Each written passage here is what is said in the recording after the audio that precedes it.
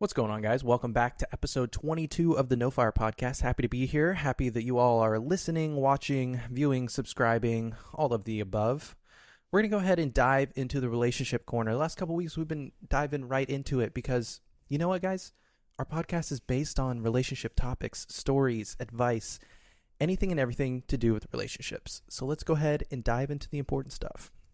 So, this week, I have a couple questions, a couple scenarios. I'll pose them to you, and we'll give our opinions on them. So let's go ahead and jump into it. So, according to Therapy Jeff on TikTok, one of the most important things to know about yourself is your red flags. What do you think your red flags are?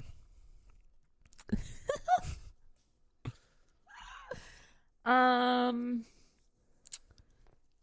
feel like I've worked on my red flags. I mean, I don't know.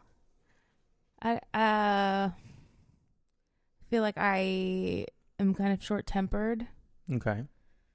which is typically a red flag, but I'm better about that. I don't know. I feel like I have a bunch of things about myself that I could think that are not the best attributes. I think one thing for me that I feel like is a red flag for myself is that I'm overly forgiving. Like, Yeah. somebody could have a red flag and I'll kind of just be like, oh, it's not that big of a deal. Yeah, I guess I needed an example of what's a red flag that you'd be like, meh. I just give too much grace almost to some people, or like some scenarios or situations or actions that people have. I try to give everyone the benefit of the doubt, and I think maybe I just take it a little bit too far sometimes. Yeah. I've definitely got other red flags. I'm trying to think of. I compartmentalize things, I feel like. That's not a red flag. I wish I could do that. My brain is not functioning that way. I feel like my severe ADHD is a red flag because sometimes I seem like disinterested, but I'm just like very like, Your brain's just going all over the place. I'm like, I literally will be doing one thing and thinking about 17 other things that I need to do, and most of the time won't complete. Like, I'm getting tired right now thinking about all the things that I need to still do Yeah. before the day's over. You know how it is. Well, if your ADHD is a red flag, then my social anxiety is a red flag. I feel like we feed off of each other because of those things, and sometimes I don't like being around people. A lot of times I don't like being around people. Yeah, we just feed into each other's toxicity then. Let's not go anywhere. Let's just hang here. Yeah, I mean, I guess we have red flags within each other. Hey, I'll tell you what, it helps us save money though. Yeah, that's true. We used to spend a lot of money In the going beginning out. of our relationship, how we first started to bond and really like make that connection was by going out to bars and drinking together with like friends. Yeah. And I wouldn't recommend that. Like, obviously things worked out for us. Yeah. But I would not recommend that atmosphere because once you've had some alcohol, I feel like you're more susceptible to not being as judgmental, which you shouldn't always be judgmental, but it might not put you in the right frame of mind to make the best decisions or be the best judge of character. So what I'm hearing you say is don't drink too much because you might have beer goggles. Yes, basically. I feel like beer goggles are always judged as like what somebody looks like. But it could be a lot of things. Like, you could not think that they're as obnoxious when you're also drunk. Like, sometimes people are Annoying. Yeah, like, and they drink and then they're even more annoying. And it's like, yeah, that's a no for me. Yeah. That's a no for me. Yeah, alcohol is just, some people call it liquid courage. Maybe it's liquid stupidity. Maybe a little bit of that. Yeah, it's not my favorite. But yeah, as far as red flags go, I would say that we both have red flags, but it'd be something I'd have to like sit down and evaluate myself and probably ask you, be like, hey, what are things that bother you? What are my actions or my things that I do on a normal basis? Well, in the beginning, I would say that my red flag was that I was still friends with my ex. Okay, yeah. Remember? Like in the very beginning of our relationship, going and hanging out with your freshly ex. Yeah, I mean, we don't talk anymore, so I feel like there's that one. So Yeah. I don't know. I mean, you evolve over time. People, change as the relationship grows, and you grow with each other, and each other's red flags may not become. And I feel like red flags are subjective too, to specific people. Yeah. They may be actions or things that bother some people but don't bother other people. So I don't know. You're my green flag in life, honey. Oh, baby, you're my green flag too. Nobody wants to hear this. Yeah, you're right. All right, let's jump on to the next one. Ooh. Ooh. How do you know when it's time to end a relationship? When being around them is just aggravating to your soul. Okay. Like, if you can't stand being around somebody who you used to like, or who you think that you love, like, there's never a point, like, you don't really do things that annoy me that often, really ever. But, oh my God, I just lost my train of thought. Honey, I just saw it go through my head and go out the other side. What was I talking about? How do you know when it's time to end a Oh, relationship? because somebody's annoying? Like, was that what I was saying? Oh, that's what I was getting to. I was saying how there's not a point in time that, like, you have ever made me so irritated or pissed off that, like, I couldn't stand you. You know what I mean? Like, I couldn't stand the sight of you, or I couldn't stand to be around you. Like, and especially to stay in that state. Mm-hmm. Like, I'm not saying it's time to break up with them if, like, you have, like, a moment of, like, you're getting my fucking nerves right now. Yeah. I'm saying if this is a continued state where you feel like you are more bothered around them than you are happy around them, I think that's when it needs to be done. Yeah. Because sometimes you don't even realize it's gotten there. Sometimes you don't realize how, like, negative you've become with each other, or how, like, toxic you've become with each other, and you could hear it from everybody around you, but that doesn't matter because you have to learn in your own time. You know, you got to experience that shit yourself. Yeah, I think for me, I consider myself a very tolerant person. So I tend to stay in relationships too long, even after I know that they should be over, that I'm already emotionally detached and I feel like I'm not in the relationship, but the other person doesn't know that. But that's bad, how honey. I'm feeling. Yeah, it is bad. But it is. that's just me. That's my red flag. Oh, there you go. That's your red flag. Yeah. So what do I think is a sign that it's time to end the relationship? Mm-hmm. When you can no longer compromise anymore. You're at each other's throats so much that you don't want to give in to the other person. You're just done compromising. You're not trying in the relationship anymore. You're stuck in your ways and you're not going to budge. Yeah, that effort has just gone out the window. So I feel like that's kind of a sign that is definitely it's a time sign. to break up. I'm trying to think of what else could be a sign. Making up and breaking up every 5 seconds. Yeah, the roller coaster of getting back together with somebody and then breaking up again, that trend of happening often, that's definitely a sign to break up. That's toxic.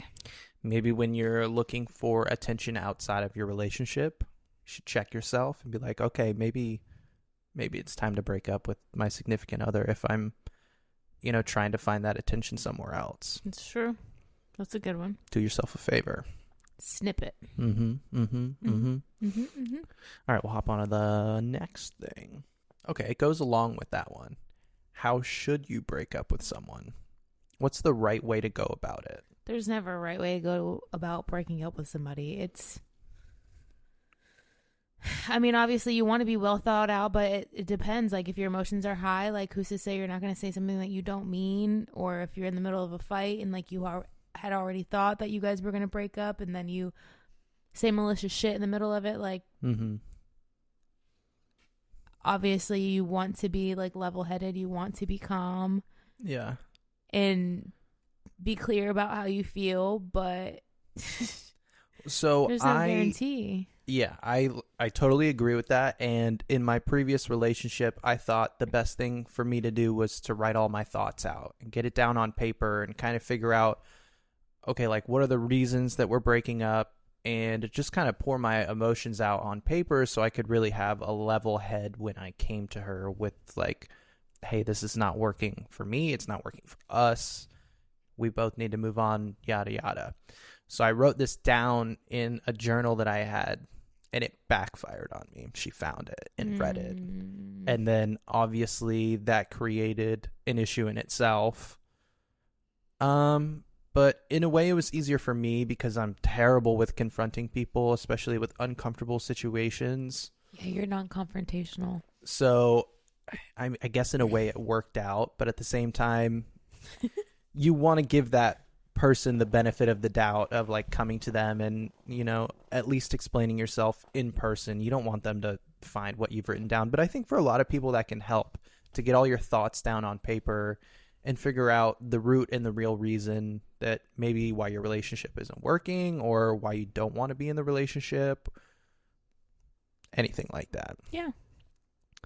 But don't leave it around. Yeah, I think you should try to be thoughtful. Obviously, I don't know what led to this relationship breaking up, but you know, be nice in the moment. Try not to be aggressive. You don't want it to be an argument. That's not what you're there to do.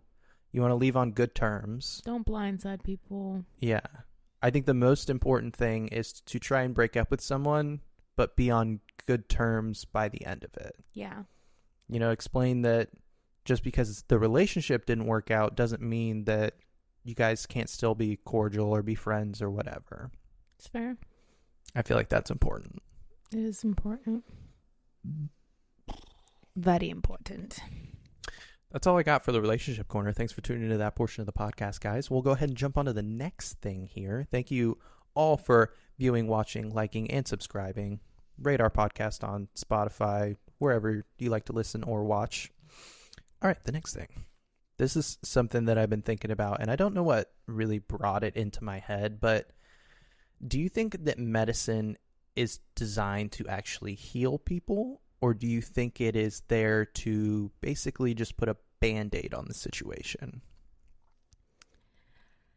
I think it's a combination of the two, unfortunately. I think of like the big, like I think of cancer, I think of diabetes, I think of like heart failure, congestive heart failure, issues like that. Some stuff does have just Band-Aids that you can put on it, though. I feel like there are, personally, maybe I'm a conspiracy theorist, but I think that there are cures for everything. Obviously, certain types of diabetes can be cured by, you know, eating healthy and being active, whatever the case is.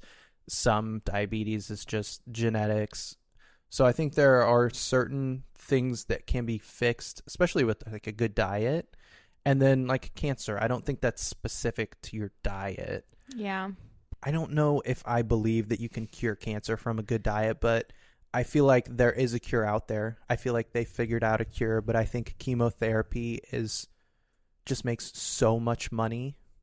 And so sad. Yeah, I think it's terrible because it's literally just blasting radiation into your body, just putting poison into you to not only kill the cancer, but it's killing you at the same time. Not that the cancer's not, but yeah, I just can't believe with the technology that we have nowadays that they haven't come across something that works better than chemotherapy. Something that's more of a fix than chemotherapy. Something that's like a genuine cure for cancer. Yeah, even if it's outrageous, because you know the cure for cancer is going to be outrageous. I mean, as far as science goes, like we had, you know, the virus come across and they came out with a shot that was very quick. Mm-hmm.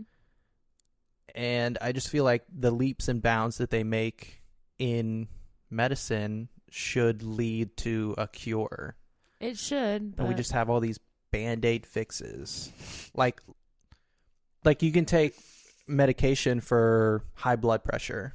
Yeah. It's okay, well, how about we just figure out the root to the issue and then solve that? It's a fair point. Are you drinking too much alcohol? Are you eating terrible food for you? Like, what's the real problem? Maybe it's genetics. Maybe it is genetics, and maybe we figured that out, and maybe it's because you can't, like, the food that you're eating, you can't process it correctly, or your thyroid isn't, making the right hormone or whatever it is. There's got to be an issue. There's something that's going wrong in the body. And I feel like we have the tools and the know-how to fix those things. So with that said, do you think that there is a future where there's no disease? No disease, like of all diseases? Maybe I'll just phrase it this way. Do you think there's a future with no cancer? Because not anytime soon. At this point, everything that we eat, drink, smoke, phones, whatever, everything that we come in contact with nowadays gives us cancer. Yeah. So I feel like... I don't see it being cancer-free. I just feel like they got to have a cure. Just make it expensive if you guys want to make money. They are going to make it expensive. No, everything else is so expensive. Yeah, for real. I wonder how much money the chemotherapy makes a year. Do you think it's billions? Do you think it's trillions? Trillions. You think it's trillions? Trillions.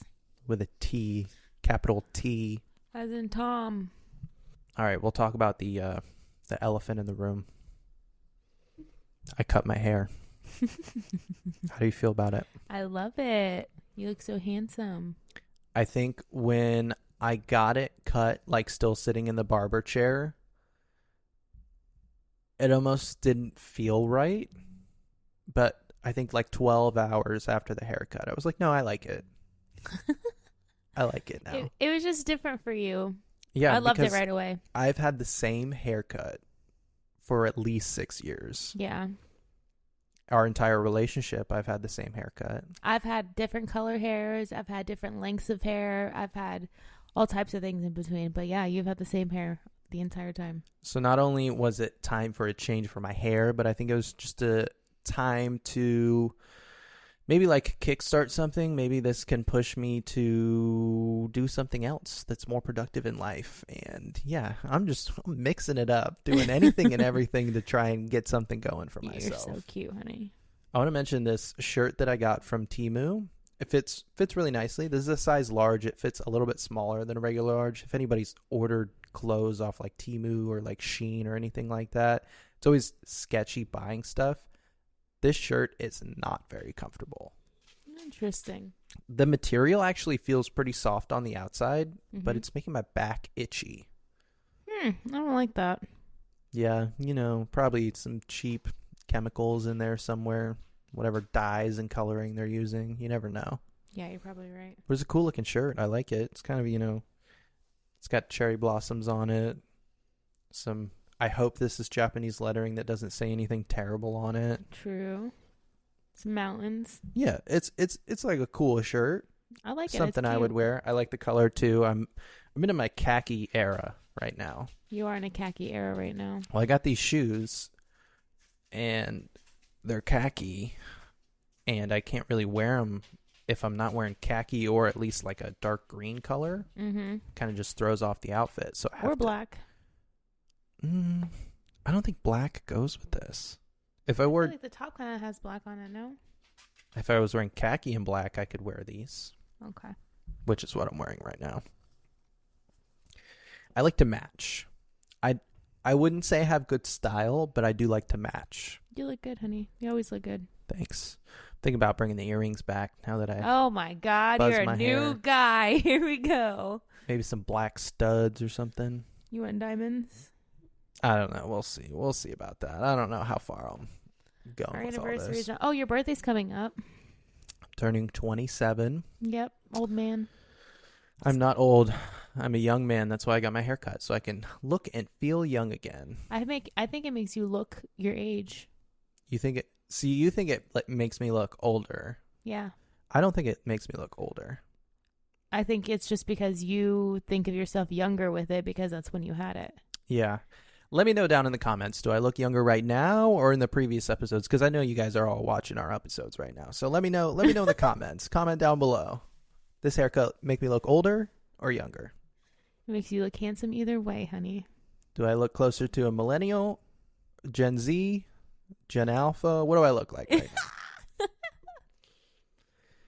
So, Gen Alpha is like the newest generation, Mm-hmm. I think. I heard somebody say it the other day, so Yeah. I'm just basing it off of that. I think Philip said it. Yeah. There's this thing called Skibbity Toilet something, whatever. I think it's a video of a guy that lives in a toilet, and like all of his vernacular is these new hip sayings, and I don't understand a damn word of it. Well, if you don't understand it, I really ain't gonna understand it. Skibbity Ohio Riz whatever. Like I know what some of the words are, but I don't know what Skibbity or Ohio or I know what a lot Riz of the other. is. Riz is just charisma, so 'Cause it's my that's an easy one. middle name, baby. But yeah, I if you went to Gen Alpha and you asked them what does lit mean, would they know? Maybe. I don't know if they would. I don't know. I don't know how old Alpha is. And I use things in like a condescending way, like, and it starts becoming part of the things that I use in everyday talking, and I'm afraid that I'm going to start using these weird words, and I'm just going to become one of them young kids that you can't understand. I won't let you. I don't know if I'll ever go that far, but I won't let you. it happens to me. I thought of another red flag of myself. Oh yeah, what do you got? Sitting here to do the podcast and looking at the plants who need some TLC. I'll count that as a red flag. I think that's also attributing to my ADHD red flag. So The ADHD giving you all the red flags. it does. Gives me most of my red flags, Oh, I feel like. You know, guys, comment down below. What are your red flags? Oh, there's going to be so many comments. I'm sure. I'm going to love reading them. There's going to be 0 comments. Yes. Oh, thank you guys so much for watching. Oh, my God. You're the best. Okay, so on the next thing. Yeah, I cut my hair. I look younger. Thank you. Appreciate it. All right, next thing. Off the top of your head, is there any advice that you could give to people that you would think would make them happier in everyday life or make their life better in some way? So like a habit or something they could do that would make their life better. If you are unhappy in like your job, for example, I think job is the biggest thing because we spend so much time at work and we spend so much time at home. Is to try to like find something that is like your outlet. I mean, I'm guilty of having way too many outlets, but I mean, it's how I get through. Like I don't hate my job, but I don't love my job. You know what I mean? Like I make good money, but it's not your passion. It's not my passion. I have no passion to do it. And so I have a passion project that I like to work with on the side. And now that I've like actually like pursued doing it and like selling it and building the website and doing all these things and learning all these things, like it's bringing me so much more joy to the point that I'm like, maybe I should stop working less at the other job to focus more energy on this. And it's just making me like my day to day more fulfilling, maybe is what I'm trying to say. So find something that just brings you joy, even if it's not like a side hustle, even if it's just like, I don't know, all I can think is like crafty things and planty things. Like that's just where my brain goes, but something on the side that you enjoy. Yeah. That brings some excitement to it. I feel like I have a hard time deciding what actually brings me joy. I keep burping. I'm sorry. Like sometimes I feel like I'm doing things that make me happy, but then again, they're like stressing me out and I'm worrying about not keeping up with them. And I'm like, okay, well, are they really making me happy if they're stressing me out like this? I don't know. I feel like you're also very guilty of spreading yourself very thin. I haven't been doing shit the last couple weeks. I feel like you've been nonstop. Not a fucking chance. I've gotten basically nothing accomplished in the last 2 weeks. 2 weeks though, honey. Like outside of working my actual job that pays me to be there, I have maybe done 5 hours of work outside of that in like 2 weeks. So no, I have not been productive. I haven't gotten anything done. And I can't tell you whether I've been happier, less stressed, more stressed. I don't know. It's just, I feel like I have such a roller coaster of emotions on a daily basis that it's hard to find like a baseline for anything for me. And that's why it's hard for me to decide whether I enjoy things. I enjoy accomplishing tasks. When I work out, I enjoy the results of working out. I don't know if I'm specifically enjoying the actual workout itself. I don't know if a lot of people enjoy the act of working out. Yeah. Sometimes it brings me joy. Like when you hit a new PR or you did something you didn't think you could do. Yeah, that's cool. I agree with that. But the day in and day out of working out, I don't know if that specifically brings me joy. But overall in life, working out does make me happier. And I can quantify that. Yeah. Because I have a huge self-image issue, and working out helps to kind of quell that. Yeah. Because I'm always in a progressive state. I'm always, doing better for not only for my health, but like the way that I look, stuff like that. It does help. So working out, eating healthy, I think that's one thing people can do, but I think that's a very basic like level thing is, to be happier, eat healthier, and work out. But I mean, if people want to look better and that brings them more joy, then, you know what I mean? Then. Yeah, I feel like even though it is an obvious thing, I think everybody should do it. If you eat healthy and work out, it's just going to make your life better. It just is. There's no scenario where you're eating unhealthy and being lazy, and then you start eating healthy and working out where your life is worse. It's just not. It's going to get better. Yeah, you'll never regret working out. You'll always regret not working out. Yeah, I'm not saying it's going to satisfy you in life and make you genuinely happy, but it's going to improve your life in one way or another. One thing that I feel like is very under the radar that people never think about that could genuinely change how you feel on a physical level every single day. Stretching. That's a good one, but I don't do it. The one that I'm talking about is something I actually do and have like a decent amount of knowledge on, is buying a good pair of shoes. You're gonna wear your shoes every single day at some point. Yeah. Having a good pair of shoes that not only feel comfortable on your feet, but are beneficial for your ankles, your knees, your hips, your back, all the way up your spine, is going to improve your life. Yeah. On a physical and a mental level.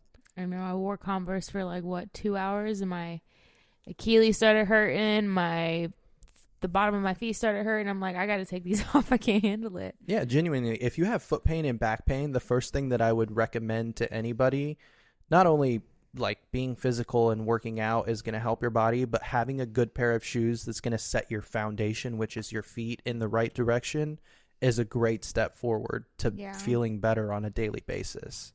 And I think physically feeling better is going to aid in your mental health as well, and it's just going to make you overall more happy. Yeah. I'm not saying buying a pair of shoes is going to make you satisfied in life, but it's something that you can do that will affect you on a daily basis. It does make a difference.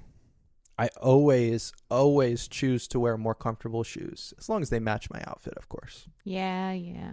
Because when you look good, you feel good. So even if they're uncomfortable. Shush your pie hole. But yeah, I feel like that's something that's kind of out of the ordinary that people don't really think about. Is like, if you're wearing Vans and Converse all the time, like I'm guilty of wearing Vans because I love me a good pair of Vans, but getting a good pair of tennis shoes can genuinely change how you feel on a daily basis. Back pain. It'll make you want to be more active. It'll make you want to go out and do things more often. It'll just make you more comfortable. Stretching is also would make a difference for people. I need to take your advice on that. I need to stretch more. It helps with a lot of mobility. And then ever since I started doing more body weight workouts instead of weightlifting, I feel better. Like granted, I don't get the feel good sore like I used to, which I do like that every once in a while. I just feel like I need to throw in a, good weightlifting day. But stretching makes a lot of a difference. Like, it helps a lot with my back pain.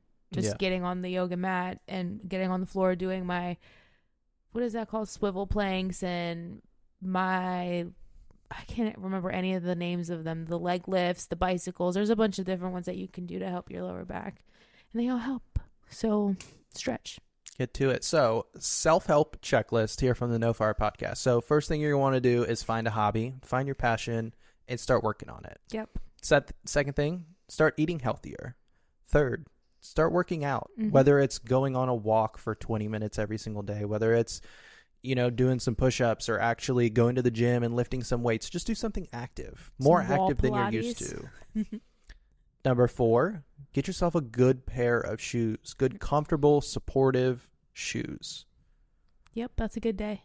And then number 5, I'm adding to the list, which I know you will never do, but try taking a cold shower. Oh no, I have gotten warm now ever since I had the eczema flare up or whatever. Mhm. I have been doing warm instead of steaming hot, which is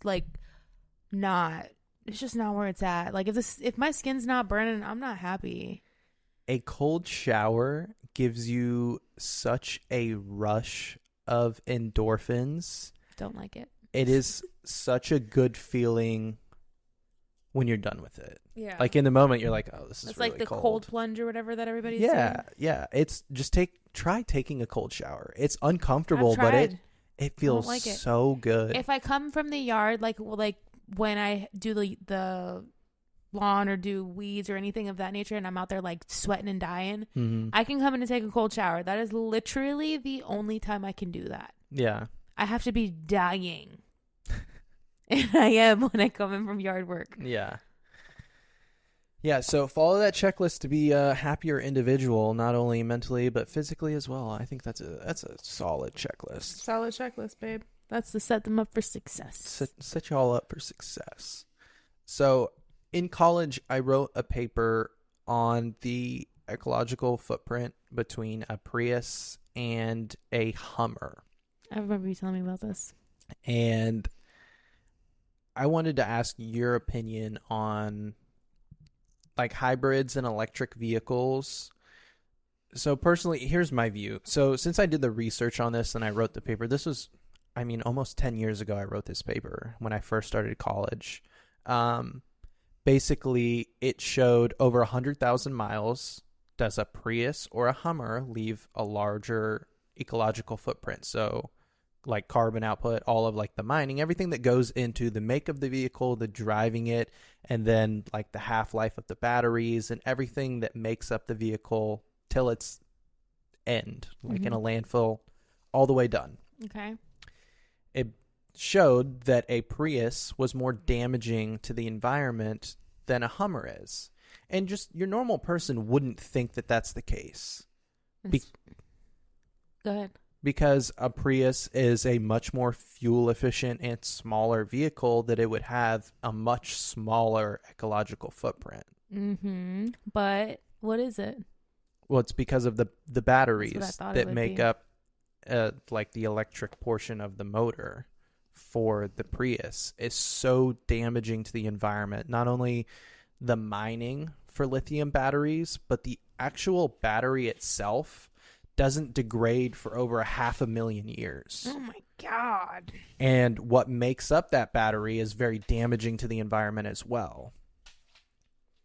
So even though the fact that, a H2 or H1 Hummer, whatever I did it on, gets 6 miles to the gallon is Oh just my God. eating up gasoline, and the Prius is over here getting like 50 miles to the gallon, it's 10 times more efficient fuel-wise.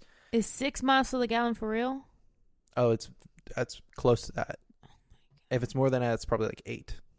It's very bad. A Hummer gets terrible gas mileage. I wanted to ask your opinion on it. Like, if I didn't tell you that that's like the information that I researched and what I found when I wrote that paper, would you just assume that a hybrid or even say an electrical vehicle would be less damaging to the environment than a gas engine? No, obviously not, because it's supposed to be better for the environment, like the car itself. So Yeah. I'm not really into politics and I don't really watch the news, but I would assume that people who don't want electric cars to take over the market would use that as an argument yeah. that electric vehicles and hybrids are damaging to the environment. Yeah. You would just think that they would come up with something that is more beneficial to the environment that wouldn't be as damaging Yeah. to be the solution, not something where you have to mine lithium for the batteries, and the batteries are terrible for the environment. I get that it's not emitting as much carbon while you're driving it around, Mm-hmm. but the process to build the car and then get rid of it is. Yeah. So it just doesn't make sense to me. Doesn't make sense to me either. I know neither of us are going to watch it. Neither of us are really into politics, but there is a presidential debate tonight. Don't care. Joe Biden and Trump are going to debate tonight. So I'm sure there'll be some funny clips. I'll be looking out for that. Yeah, people have been writing no tax or vote no tax on tips or something.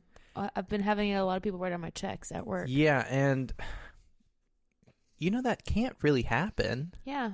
You can't just not tax somebody for working a job and getting tipped. Like that's not It's not majority an of our option. income. That is 90% of our income Yeah. or more is tips. You work for tips. That's what you're doing there. You're giving good service to get the tips. That is your payment. Yeah. They're going to have to tax it. If we didn't have to pay taxes on tips, baby. I just might make a career out of this. Yeah. No, I No. hate this. No, yeah. I'm over it. Yeah, to all our fellow service industry members, stay strong out there. It's a tough life. The game has changed. It's not the same. Yeah, it's always evolving. It's going to change and continue to change, and yeah, it is what it is. I just feel like COVID made people more entitled. Well, I just think people are entitled in general. Maybe just notice it more now. Yeah, maybe. Yeah. Well, anyways, guys, thanks for tuning in to another episode of the No Fire Podcast. We post our videos every Thursday on YouTube. You can listen to us on Spotify or wherever you like to listen to podcasts, the audio format. Post them the same day on Thursday. Thank you again for tuning in, and we will see you guys next week.